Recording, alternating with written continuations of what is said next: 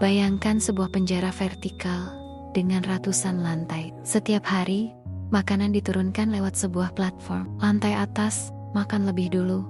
Sisanya hanya kebagian sisa. Semakin ke bawah, semakin sedikit yang tersisa. Atau bahkan, tidak ada sama sekali. Tapi apa jadinya kalau lapar berubah jadi kegilaan? Dan manusia yang kelaparan mulai melihat sesamanya bukan lagi sebagai teman, melainkan sebagai santapan. Inilah The Platform, film disturbingly horror yang memperlihatkan sisi tergelap manusia saat terjebak dalam sistem yang kejam. Daripada kalian makin penasaran, kita langsung saja masuk ke dalam filmnya.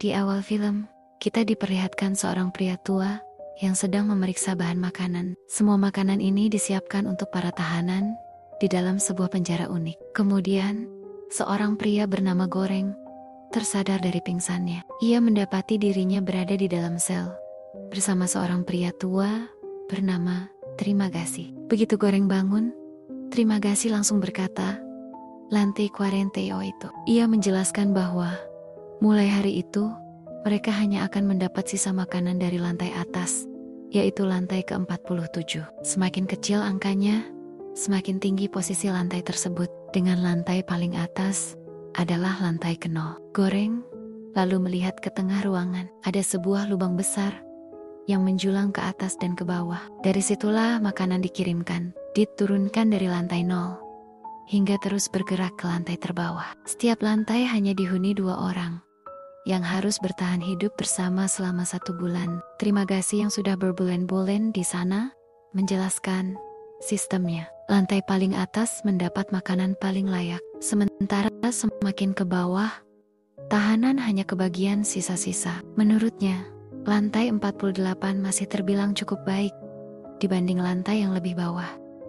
Saat lampu hijau menyala, itu tandanya makanan dari atas mulai turun ke lantai di bawah. Namun, makanan yang tiba di lantai 48, tempat Goreng dan kakek Terima Kasih berada, sudah tampak seperti sisa. Jelas, karena sebelumnya telah disantap oleh 47 lantai di atas mereka. Kakek Terima Kasih yang kelaparan langsung melahap makanan itu tanpa rasa jijik. Sementara Goreng justru ragu dan mual membayangkan bagaimana bisa bertahan hidup sebulan dengan makanan bekas 94 orang. Setiap lantai hanya diberi waktu 2 menit untuk makan.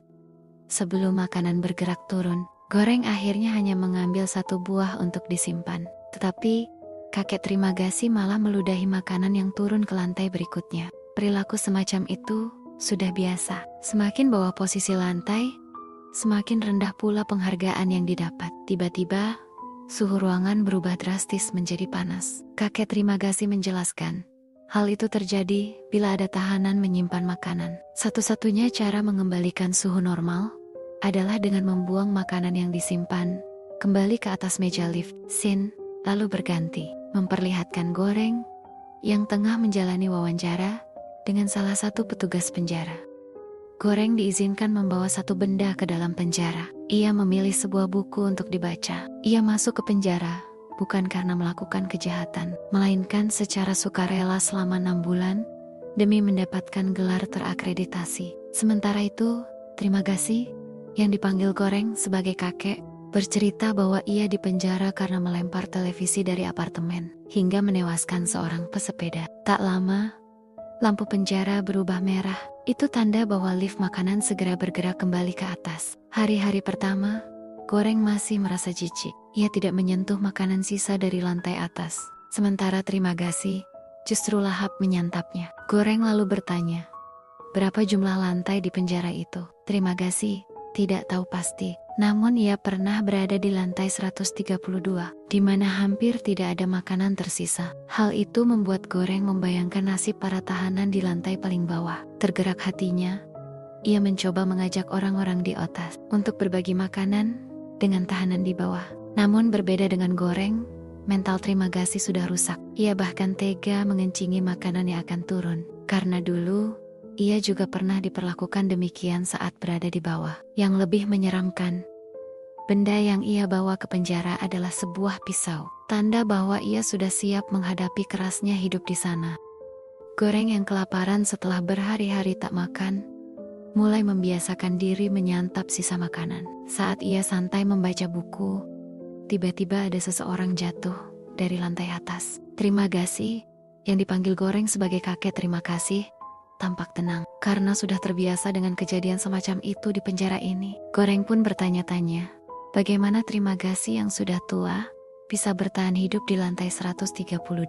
Ia mulai curiga bahwa terima kasih mungkin pernah memakan teman sekamarnya sendiri. Apalagi, pria tua itu membawa pisau sebagai benda pilihannya ketika masuk penjara. Tak lama, lift makanan tiba di lantai mereka. Di atasnya duduk seorang perempuan bernama Miharu, yang memang sering menumpang lift untuk mencari anaknya yang hilang. Terima kasih menjelaskan bahwa Miharu kerap membunuh teman sekamarnya agar bisa digantikan oleh anaknya. Penjelasan itu membuat Goreng menyadari bahwa orang yang jatuh tadi kemungkinan adalah korban Miharu. Ketika lift bergerak turun, Miharu menatap Goreng tajam. Namun, ia segera ditarik oleh dua penghuni lantai 49. Goreng hampir melompat untuk menolong, tetapi Miharu berhasil lolos sendiri dan kembali ke lift dengan tubuh berlumuran darah. Hari-hari pun berlalu. Goreng semakin akrab dengan terima kasih, saling berbagi cerita dan pengetahuan. Untuk bertahan hidup di penjara mengerikan itu,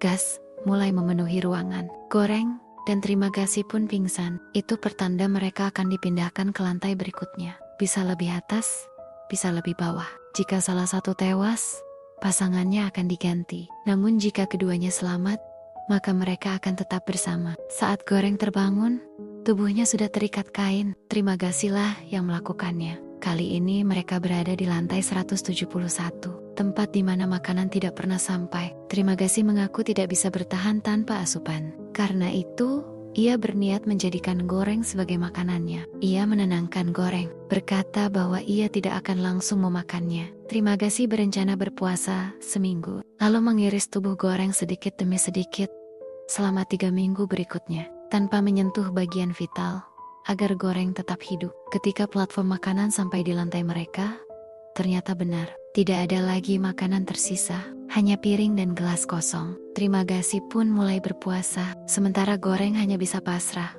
menunggu tubuhnya disayat. Beberapa hari kemudian, rasa lapar membuat terima kasih hilang kendali. Ia mulai mengiris daging di paha Goreng. Tepat saat itu, platform kembali turun, dan di atasnya duduk Miharu. Miharu yang melihat ulah kakek terima kasih, tiba-tiba memukulnya dengan botol, lalu menusuk lehernya menggunakan pisau. Setelah itu, ia melepaskan ikatan Goreng, karena merasa Goreng bersikap baik kepadanya. Miharu bahkan memberi kesempatan Goreng untuk membalas dendam. Tanpa ragu, Goreng yang marah karena pahanya disayat, langsung membunuh kakek terima kasih. Namun, tubuhnya yang lemah membuat Goreng pingsan. Saat tersadar, ia melihat Miharu sedang menyantap tubuh kakek terima kasih secara mentah. Miharu lalu berusaha menyuapkan daging itu kepadanya. Karena jijik, Goreng memuntahkannya. Tetapi Miharu tetap memperhatikannya dengan memberi minum dan memaksa Goreng makan agar tidak kelaparan. Selama sebulan penuh, Goreng terpaksa bertahan hidup dengan memakan daging kakek terima kasih. Meski sudah membusuk dan dipenuhi belatung, hingga akhirnya ia dipindahkan ke lantai 33. Kali ini ia cukup beruntung, karena mendapat lantai yang lebih tinggi. Meski terima kasih sudah tiada. Teman sekamarnya sekarang seorang wanita bernama Imoguiri, orang yang pernah mewawancarainya sebelum masuk penjara. Dari Imoguiri, Goreng mengetahui bahwa saat wawancara dulu, setiap tahanan ditanyai makanan favorit mereka, dan makanan itu akan disediakan di atas meja, yang turun dari lantai ke lantai. Goreng bertanya kepada Imoguiri, berapa jumlah orang di dalam penjara ini. Imoguiri yang sudah lama bekerja di sana, menjawab bahwa penjara memiliki sekitar 200 lantai. Jika setiap lantai dihuni 2 orang, maka ada sekitar 400 tahanan. Dengan jumlah sebanyak itu, makanan di atas lift tentu tidak cukup.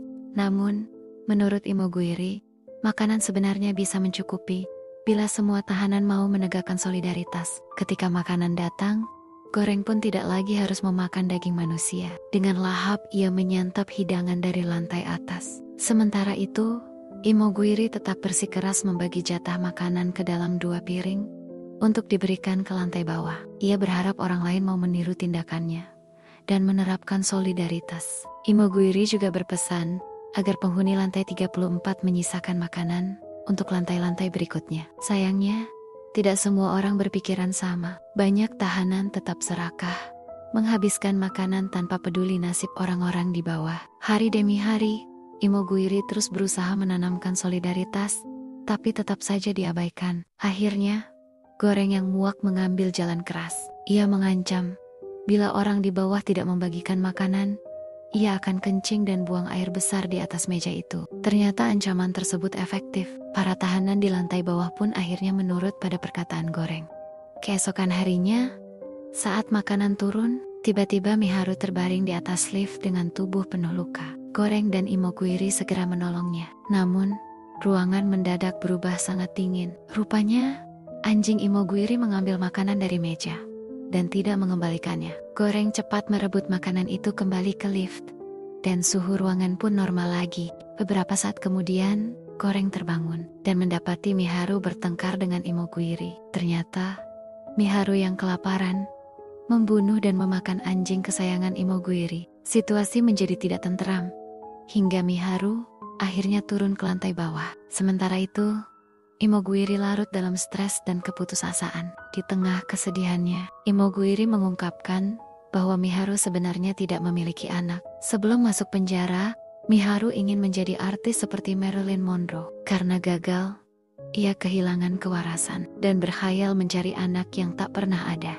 Imoguiri juga menceritakan alasannya masuk ke penjara. Ia sudah 3 tahun menderita kanker ganas dan memilih masuk ke sana agar orang lain bisa memakan tubuhnya. Setelah pengakuan itu, Imoguiri berhenti menyentuh makanan dan hanya berbaring lemah di kasur. Keesokan harinya, Goreng terbangun di lantai 202. Ia terkejut mendapati Imoguiri telah gantung diri. Mungkin karena putus asa ditempatkan di lantai bawah itu, Goreng pun semakin frustasi, terus dibayangi oleh arwah Trimagasi dan Imoguiri. Seperti yang diduganya, di lantai 202, tidak ada makanan sama sekali. Goreng tidak heran, sebab ketika pernah berada di lantai 107 saja, ia sudah tidak mendapat apapun, apalagi di lantai 200-an.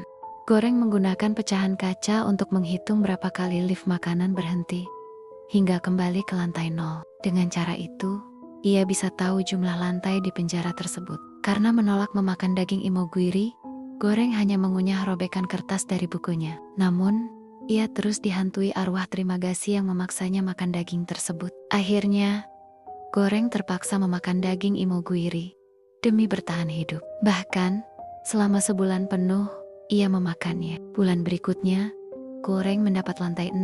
Itu adalah lantai terbaik yang pernah ia tempati. Di sana, ia bertemu teman sekamar baru bernama Baharat. Baharat adalah seorang pria religius yang optimis bisa melarikan diri. Baharat membawa seutas tali untuk memanjat ke lantai atas. Ia meminta bantuan penghuni lantai 5 dan sempat gembira karena ditolong. Namun, saat berada di tengah panjatan, Baharat justru dikhianati. Perempuan di lantai 5 menyiramnya dengan coklat panas. Ketika lift datang, makanan di atasnya masih segar dan tertata rapi. Meski begitu, para tahanan di lantai 7 melahapnya dengan rakus, seperti binatang kelaparan. Bulan ini adalah bulan terakhir Goreng di penjara. Seharusnya ia segera bebas setelah dari lantai 6. Namun, alih-alih menikmati keberuntungan, Goreng justru mengajak Baharat ikut turun bersama lift. Mereka berniat membagikan makanan ke lantai bawah. Baharat heran dengan rencana itu. Baginya, Goreng hanya membahayakan diri sendiri. Tapi Goreng yakin bila berhasil, mereka bisa memperbaiki sistem penjara ini menjadi lebih baik. Goreng mengetahui jumlah lantai penjara sekitar 250 setelah menghitung berhentinya lift makanan. Namun, jika perhitungannya salah, mereka bisa celaka karena makanan habis sebelum mencapai lantai terbawah. Berkat bujukan Goreng, Baharat akhirnya setuju membantu aksinya. Mereka pun bersiap menjadikan tiang kasur sebagai senjata. Kepada para tahanan di lantai atas, mereka meminta agar berpuasa sehari supaya makanan cukup hingga lantai terbawah. Dalam perjalanan, mereka bertemu seorang pria yang menyarankan agar membawa pesan kepada para penjaga di lantai 0. Pesan itu harus diwujudkan lewat satu makanan yang tetap utuh sebagai simbol solidaritas. Bila makanan itu sampai ke lantai 0 tanpa tersentuh, berarti para tahanan berhasil berbagi secara adil. Dan sistem penjara yang kejam ini pantas dihapus. Setelah memilih panah kata sebagai simbol, Goreng dan Baharat melanjutkan misi, membagikan makanan ke lantai bawah. Siapapun yang menolak, mereka paksa atau habisi. Saat mencapai lantai 51, mereka mulai membagikan makanan dengan teratur. Namun, ketika sampai di lantai 100, pemandangan mengerikan mulai mereka temui. Banyak tahanan telah tewas, entah oleh siapa. Saat turun ke lantai berikutnya, Goreng dan Baharat melihat Miharu disiksa, lalu dibunuh oleh 2 tahanan. Pertarungan pun terjadi. Goreng terluka parah, dipukuli oleh tahanan berbadan besar, hingga lemas tak berdaya. Untungnya, Baharat masih kuat dan berhasil menyelamatkannya. Dengan tubuh babak belur, mereka melanjutkan perjalanan, meninggalkan jasad Miharu. Lantai demi lantai mereka lewati, hingga mencapai lantai 250. Namun, lantai itu bukanlah yang terakhir. Di bawahnya, masih banyak lantai lain. Dan semakin ke bawah, kondisi tahanan makin mengenaskan. Meski begitu, mereka tetap menjaga makanan yang akan dibawa ke lantai 0. Hingga akhirnya, lift berhenti di lantai 333. Mereka heran, karena ruangan tampak kosong. Saat mendekat, mereka menemukan seseorang bersembunyi di bawah kasur. Tiba-tiba, lift bergerak turun, sementara makanan masih berada di tangan Baharat. Anehnya, suhu ruangan tetap normal, meski makanan tidak ada di atas lift. Di bawah kasur, ternyata ada seorang anak kecil yang masih hidup. Anak ini rupanya putri Miharu, yang selama ini ia cari. Bahkan Imoguiri, yang bekerja lama di penjara, pun tak pernah tahu keberadaan anak itu. Goreng dan Baharat bingung, karena anak itu kelaparan. Sementara satu-satunya makanan yang mereka punya adalah panah kata, simbol yang harus dibawa ke lantai 0. Pada akhirnya, mereka memilih memberikannya kepada gadis kecil itu. Terpaksa, Goreng dan Baharat mengorbankan semua harapan demi menyelamatkan anak kecil itu. Tak lama kemudian, Goreng kembali berhalusinasi. Ia didatangi Trimagasi, Miharu, Imoguiri, dan Baharat. Saat itu, Baharat berkata, anak itulah pesannya. Nyatanya, Baharat sudah meninggal karena kehabisan darah akibat luka yang dideritanya. Goreng lalu membawa anak kecil itu ke atas lift makanan dan turun hingga lantai paling bawah. Sesampainya di sana, Trimagasi muncul kembali, lalu berbisik kepadanya. Pesan itu tidak butuh pengantar untuk sampai ke atas. Artinya, Goreng tidak perlu ikut menemani anak itu kembali ke atas. Seketika, lift melesat naik dengan cepat, membawa anak Miharu menuju lantai 0. Lalu, bagaimana dengan Goreng? Ia memilih berkorban, tetap tinggal di dasar penjara, entah di lantai berapa, mungkin lantai 400, 500, atau bahkan lebih.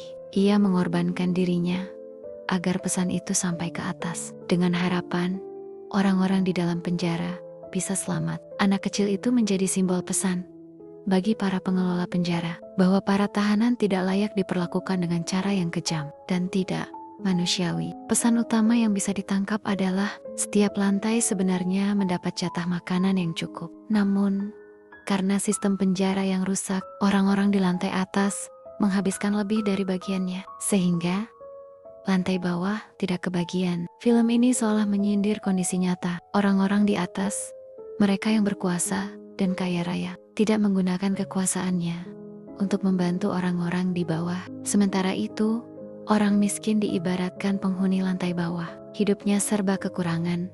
Bahkan untuk makan pun sulit dan terus diinjak oleh mereka yang berada di atas. Itulah alur cerita film The Platform.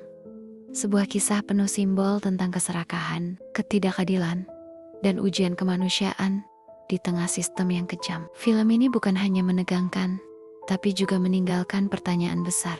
Benarkah perubahan bisa lahir dari pengorbanan satu orang saja? Kalau kamu suka konten alur cerita film seperti ini, jangan lupa like, share, dan subscribe, supaya tidak ketinggalan cerita menarik berikutnya. Terima kasih sudah menonton, sampai jumpa di konten selanjutnya.